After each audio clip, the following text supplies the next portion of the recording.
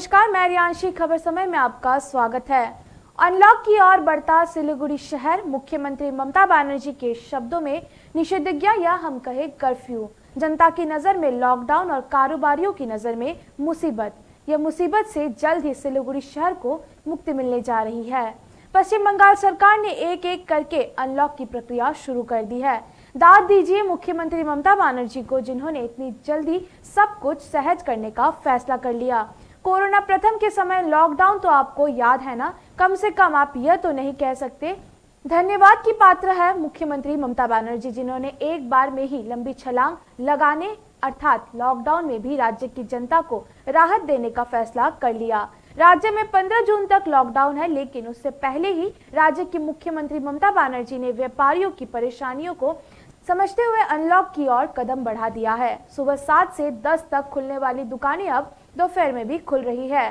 सरकारी और गैर सरकारी विभागों में भी कामकाज शुरू हो गया है। कर्मचारी कम है, लेकिन काम तो हो ही रहा है। चमड़ा उद्योग, IT सभी जगह काम करने की अनुमति मिल गई है। काम सबको मिलेगा, इस बात की कोई गारंटी नहीं है। कई विभागों में शिफ्टों में भी काम हो रही है। होटल और रेस्टोरेंट भी खुल जाएंगे। कुछ दिनों में सिलीगुड़ी के मॉल में भी रौनक लौटनी शुरू हो जाएंगी। फिलहाल शाम 5 बजे से लेकर रात के 8 बजे तक होटल और रेस्टोरेंट खुलेंगे। इसके बाद फूटकर दुकानें भी खुलने लगेंगी। शराब की दुकानें तो पहले ही खुल चुकी है। ऐसा लगता है कि इस महीने के आखिरी तक एक एक करके पहले जैसी स्थितियां बन जाएंगी। ये जरूरी भी था, क्योंकि लॉकडाउन के कारण आम से लेकर खास तक सभी परेशान थे। रही बात कोरोना की, तो इसकी विदाई शुरू हो चुकी है। सिलीगुड़ी की जनता ने लॉकडाउन का सही तरीके से पालन किया। यही कारण है कि अब सिलीगुड़ी में भी कोरोना के नए मामले कम होते जा रहे हैं। पश्चिम बंगाल का पड़ोसी राज्य बिहार भी अब तेजी से अनलॉक की ओर बढ़ रहा है। राजधानी दिल्ली भी 8 जून से अनलॉक होने जा रहा है। यह शुभ संकेत है कि देश से कोरोना की विदाई हो रही है।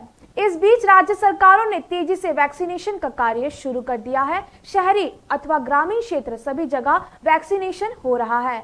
मुख्यमंत्री ममता बनर्जी ने भी शर्त रखी है, ऐसे सभी संस्थान जिनके कर्मचारी वैक्सीनेट होंगे, उनके द्वारा ही कारोबार की प्रक्रिया शुरू की जा सकती है।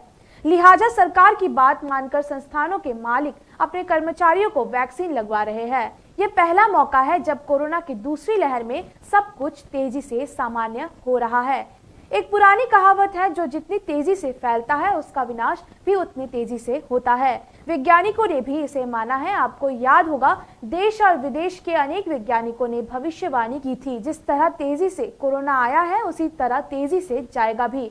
तब कुछ लोगों ने आश्चर्य व्यक्त किया था, अब आश्चर्य का समय नहीं रहा। चलिए, अच्छी बात है, कम से कम कोरोना की पहली लहर की तरह सिलीगुड़ी वासियों को काफी समय तक लॉकडाउन का शिकार नहीं होना पड़ा। कोरोना ने इतना छीना, उसे भुला देना ही ठीक रहेगा।